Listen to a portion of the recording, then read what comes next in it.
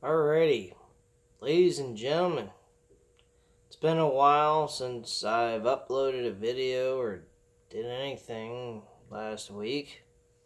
Thought I'd take a vacation off um, from doing any videos this for last week for Christmas, and I'm back. I'm doing a video for what me and Matthew did last Saturday or Saturday and a week and a couple of days ago, um, about the WrestleMania 36 card. Now, I didn't really touch on a lot of the World Championship matches. I think I did mention with Matthew about the Universal Championship. If you guys have not gone back to watching that video, go ahead. I would recommend it. This is Random Wrestling Talk, episode number 25, part 2, technically. Um, and this is just kind of like the finish of the entire match card for WrestleMania 36. But I'll go ahead and I'll touch on a few other things, just kind of recapping everything that me and Matthew went over. Um, First off, we did mention that Seth Rollins versus CM Punk was a match. It's actually one of the matches I was very interested in seeing. Um, I did go and watch JD from New York 206 video about the possibility of some of the matches that could be taking place at WrestleMania 36 from his news and rumors. And one match that he did mention that I would be highly interested in, which I didn't mention in the video with Matthew, which I'm kind of surprised I didn't, was John Cena versus Seth Rollins, based off the storyline of being a leader, which would be a very good storyline to touch on. John Cena is very much interested in competing for a matchup at WrestleMania 36, as I've already mentioned in my video in part 1, and for Random Wrestling Talk. And I think that that would be a very good match for John Cena to have with Seth Rollins. They've always competed in good matches, the two of them. So them competing a third time, I wouldn't have a problem with for WrestleMania. But CM Punk and Seth Rollins has never occurred in history of professional wrestling. So that's why I kind of mentioned that matchup. Not to mention, it's based on some real life stuff, what they talked about on Twitter. So I thought that that would be a cool idea, especially with the fact that Seth Rollins kind of threw that out there to the fans at random and it wasn't really meant for a storyline, and for them to bring CM Punk into the picture because they finally got to CM Punk to agree to having a match at WrestleMania, I think would be fucking fantastic. Um but that's not the case. Towards a little bit more realistic match, John Cena versus Seth Rollins would be, I think. So that could be a possibility, but I'm going to stick with Seth Rollins and CM Punk with that. But anyway, the other matches that we touched on, Shinsei Nakamura defending the Intercontinental Championship against Sami Zayn, I think would be a fucking fantastic idea, especially for the Intercontinental to build some prestige.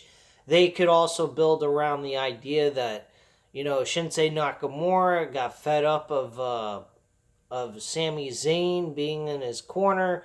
He don't want to be with him anymore. Blah, blah, blah. He was losing some singles matches without the title being on the line leading up to WrestleMania. It could be like a 3-4 week kind of build. And then, poof, Shinsei Nakamura and Sami Zayn end up clashing because Shinsei Nakamura feels like Sami Zayn has been costing him the matches against his opponents leading into WrestleMania. So I think that that would be a great idea. So I think that would be an awesome Intercontinental Championship match they could throw on the main card. The other match I mentioned on there was Aleister Black versus The Undertaker. That match, like I mentioned in the video, if you didn't go back and watch Random Wrestling Talk episode 25, I recommend it. I'm not going to go through the entire build of how I would put that together, but I think it's a pretty good, solid build to what you're trying to get to. There is some mentions about Aleister Black being liked by Vince McMahon, and that there's talk that there's a possibility that he could face Brock Lesnar for the WWE Championship. That would be a good match, I think. But I think Aleister Black doesn't deserve a World Championship match yet. Simply because of the fact, not because of him, but because of the build around him. You haven't gotten a connection with Aleister Black and the fans. See, that's what most of the problem is with WWE. They don't have a connection with the fans anymore. It's all just corporate bullshit. There's no real build to anything that they do. It's just matches thrown together, here you go, take it or leave it kind of attitude. You can't really have that if you want to have a connection with the fans, and you have to have the fans really invested in Aleister Black to really get somebody like Brock Lesnar to lose the title to. I think with a lot of wins and so forth, facing guys such as like maybe like Dolph Ziggler. Dolph Ziggler's on SmackDown, but maybe facing some real competition that are mid-card wrestlers. Maybe like he's facing Buddy Murphy, which is good. I think Buddy Murphy is going to benefit from it later on down the road. I would definitely push him. I mean, there's some other guys you can throw in there for him to get built up. But that's just me, you know? But yeah, Aleister Black and Undertaker, I think would be a fantastic matchup. Now, trying to think of some other things that I mentioned. Oh yeah, there was a fatal 4-way matchup for the SmackDown tag team titles, because I feel like SmackDown's got a better tag team than fucking Raw. I don't know why, but I just kind of do. But that's just some of the matches I kind of threw at you guys with Matthew on Saturday of last week. So I'm not going to go through everything. I can't remember every fucking thing we mentioned. If you are very interested, go back and watch that video. Random Wrestling Talk episode number 25 is what it was.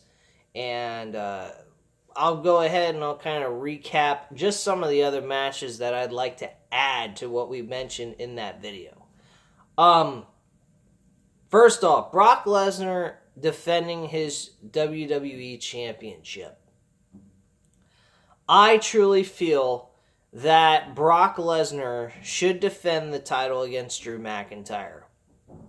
Drew McIntyre should be the guy to win the Royal Rumble. Personally, I think that is the person you go with. The other person that you could go with is Matt Riddle. But Matt Riddle has not faced big enough opponents for you to say he's a legit challenger for that title. Now, would I like to see Matt Riddle and Brock Lesnar get it on in the middle of the ring? Absolutely. I mean, I would love to see that. Even if I wasn't going to WrestleMania, I would love to see that on television itself. So, that match will be fantastic if they go forth and do that. Cain Velasquez? Fuck no. Tyson Fury? Fuck no. I don't care if Tyson Fury knocks Deontay Wilder on his ass on February 22nd in the first round. I don't give a shit. That does not belong at WrestleMania. He's not a wrestler. He is a boxer. He does not belong in a world championship opportunity. Now, if you want to take the title off of Brock Lesnar in a screw job finish and give it to somebody else, I'm fine with that. And you can put Brock Lesnar against Tyson Fury with no title on the line. But if Brock Lesnar is your champion going into WrestleMania, he needs to face a legit challenger that deserves to take the title off of Brock Lesnar. Brock Lesnar should not be retaining his world championship at WrestleMania 36. I am sorry. That should not be fucking happening at all. Period. So there you go. I believe Brock Lesnar should be facing Drew McIntyre. I think that's a more believable challenger for the championship. And I believe he should win the Royal Rumble. Now, granted, he has lost a lot of matches to Roman Reigns throughout the 2019 year, and he has not exactly built a big momentum, but he's starting to get some momentum going. Now, the best thing that they could do to help him out leading into the Royal Rumble is, in the Royal Rumble match, eliminate Roman Reigns. That's number one. Number two, win the fucking Royal Rumble. Number three, go ahead and defeat, not just defeating Brock Lesnar, I'm kind of jumping ahead, but number three, he should face a guy like Randy Orton at one of the pay-per-views, Elimination Chamber, Fastlane, whatever, and beat Randy Orton one-on-one in a legit match cleanly. He should beat him cleanly. I think Elimination Chamber would be the best place for that. If you even want to throw John Cena in the mix leading into WrestleMania 36, I would do that. But you have to get him to beat a legit challenger, a legit opponent, for him to be a believable challenger for that world championship against Brock Lesnar. He has got to defeat his opponent in dominant fashion. That is the way it needs to be for Drew McIntyre to get over. They need to get him on a hot streak, and a big one. When he faces Brock Lesnar, he goes through the same exact kind of situation Roman Reigns did at WrestleMania 31. He gets thrown around a lot, but eventually he comes back, and instead of losing, he wins. That's how I would position Drew McIntyre in this situation. He needs to be the WWE champion. This is the perfect opportunity for that. They have had him on a hot streak a little bit, and they need to continue that for the remaining months leading into WrestleMania 36. That is who I would challenge Brock Lesnar for the WWE Championship. Period. So there's one of your World Championship matches. The other World Championship match, being the Universal Championship, obviously is Bray Wyatt. Now, Bray Wyatt, The Fiend, whatever way you want to call him, facing Roman Reigns, I do not have a problem with. I really do not have a problem with Roman Reigns versus Bray Wyatt. Now, I do believe I might have mentioned this in part 1 in my Random Wrestling Talk episode, that I would have a problem, though, with Roman Reigns defeating Bray Wyatt, and I will tell you why. 1, Bray Wyatt needs an opponent to destroy, to defeat. Roman Reigns does not need to beat Bray Wyatt just yet.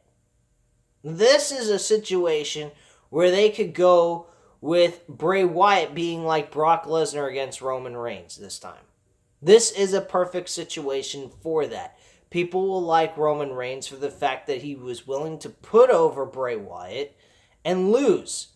Keep them separated for a couple of more months. At SummerSlam, regains the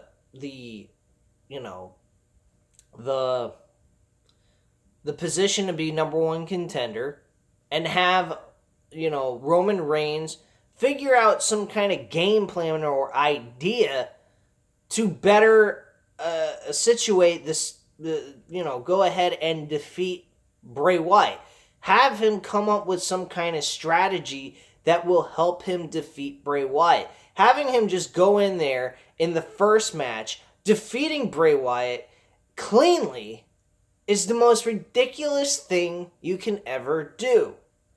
Bray Wyatt has been a fucking monster who has not been able to be touched, defeated, or put down for a 3 count.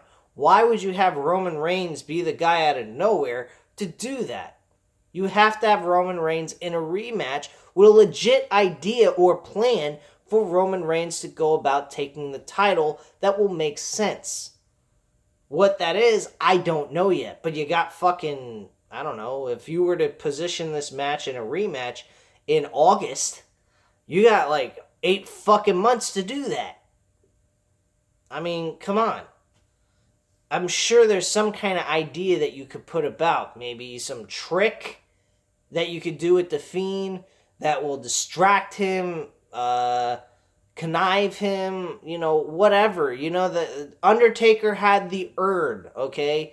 The Undertaker had a fucking urn. Maybe they could bring back some kind of object that will distract Bray Wyatt as the Fiend and turn him into the regular Bray Wyatt, and do something like that. That would kind of, I guess, bring some kind of explanation on why he would lose to Roman Reigns. But to make Roman Reigns defeat him at WrestleMania, I don't like that at all. I think that is the most fucked up thing you can possibly do. Now, what I was just mentioning, the idea of bringing Bray Wyatt to being a regular Bray Wyatt, maybe you bring back the little rocking chair that he had when he was Bray Wyatt from the Wyatt family shit. That would be, I think, I think it's cheesy. Yes, I will admit it is cheesy. But at least it's some kind of explanation to why he would lose the title being the Fiend, and then he's transformed back into Bray Wyatt because he sees a rocking chair in the middle of the ring. That would be something I would kind of do. It's like, if you think about it, like I mentioned a few minutes ago, Undertaker having the urn. The urn controlled the Undertaker by Paul Bearer. If you have the not the wheelchair, the rocking chair, be the symbolism of what Bray Wyatt was back in the day, and it changes him and kind of like distracts him in some kind of way. Or maybe changes him back to being Bray Wyatt in the middle of the match, why, that would be okay. That would be an explanation to why the fuck he was turning into, or why he was losing the title. He's no longer the Fiend. The Fiend gives him the power to be a dominant champion, or a dominant wrestler, because he doesn't feel pain, he just keeps going forward like a fucking machine. So I think that would be probably the best course of action they could go with, unless they could figure out something better than what I just came up with. But I understand it is a cheesy idea that I just came up with. But at least it's something to explain why the fuck Bray Wyatt would lose to Roman Reigns. That's all. Now, other matches I could throw on this card. Really actually put together. I think not Roman Reigns. I think The Rock being instilled into this card would be a cool idea. Who he could face, or for that matter, if he would even be able to compete because of him being a movie star and all. I would love to see him compete against somebody that's got some kind of star ability. Rock versus Brock Lesnar, that would be a great idea. I mean, I would put that match together for the WWE Championship if you wanted to throw Drew McIntyre out. But I think Drew McIntyre competing for the World Championship would be a better idea. The Rock, I don't know where you could put him in all of this. This is kind of a big situation that I'm not sure of. But quite frankly, I don't know. I really don't know where you would put The Rock. The NXT, I think you put NXT on, you have one big match. NXT being like one wrestler on the WrestleMania card, I think would be a good idea against a legend. For example, Matt Riddle versus Goldberg. I'd fucking love to see that. For WrestleMania 36, are you kidding me? That would be fucking awesome. That would be a great match. Maybe Matt Riddle versus The Rock. I don't know. Nah, I don't think so. They have no purpose of dealing with each other. Matt Riddle and Goldberg have talked some shit to each other on Twitter, so that would make a little bit of sense to put them together in a match. So I think that would be a fucking awesome matchup for them to put together as a WrestleMania rivalry match. But yeah, that's pretty much all I can come up with at this point in time. I think I've touched on everything I really wanted to touch on. There was 3 extra matches I should have thrown in there, these being the 3. The rest of the match card, I think, is a solid little WrestleMania card. If you did not catch that video, go back and see the rest of what we had to mention about the WrestleMania card. Like I said, I can't remember every little thing that we mentioned on there, but I think I mentioned about half of what we mentioned on that video here. So if you want to catch or hear any more information on that video, just go back to that video. You'll get all the match card information that we think would be a fucking awesome idea. But anyway, guys, thank you very much for watching. I apologize for taking the week off. I just needed it. I was extremely tired between work, doing these videos. I'm packing up, getting ready to move to another apartment. So I just needed the time to just relax, recharge my batteries, and get ready for going back to work, which will be on Thursday after New Year's. Oh, fuck me. Anyway, thank you guys very much for watching. Hit the like button if you liked the video. Subscribe to the channel if you're not subscribed to the channel.